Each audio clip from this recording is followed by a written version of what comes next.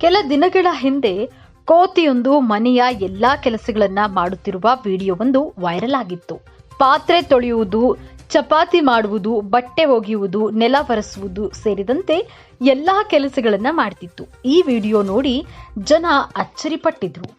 ಆದರೆ ಈ ಘಟನೆ ಮಾಸುವ ಮುನ್ನವೇ ಈಗ ಕೋತಿಯ ಇನ್ನೊಂದು ವಿಡಿಯೋ ವೈರಲ್ ಆಗ್ತಿದೆ.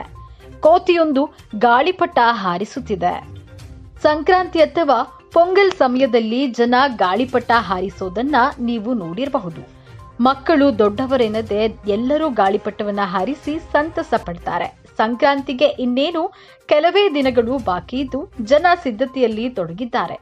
ಹೀಗಿರುವಾಗ ಕೋತಿಯೊಂದು ಮನೆಯ ಮಹಡಿಯ ಮೇಲೆ ನಿಂತು ಗಾಳಿಪಟ ಹಾರಿಸುತ್ತಿರುವ ವಿಡಿಯೋವೊಂದು ಸಾಮಾಜಿಕ ಜಾಲತಾಣದಲ್ಲಿ ವೈರಲ್ ಆಗಿದೆ. ಇನ್ಸ್ಟಾಗ್ರಾಂನಲ್ಲಿ ಈ ವಿಡಿಯೋ ಶೇರ್ ಆಗಿದ್ದು, ವಿಡಿಯೋವನ್ನ ಎಕ್ಸ್ ಬಳಕೆದಾರರು ರೋಸಿ ಎಂಬುವರು ಮತ್ತೆ ಟ್ವಿಟರ್ನಲ್ಲಿ ಪೋಸ್ಟ್ ಮಾಡಿದ್ದು, ಭಾರತ ಆರಂಭಿಕರಿಗೆ ಅಲ್ಲ, ಬನಾರಸ್ನಲ್ಲಿ ಕೋತಿ ಗಾಳಿಪಟವನ್ನ ಹಾರಿಸುತ್ತಿದೆ ಎಂದು ಬರೆದುಕೊಂಡಿದ್ದಾರೆ.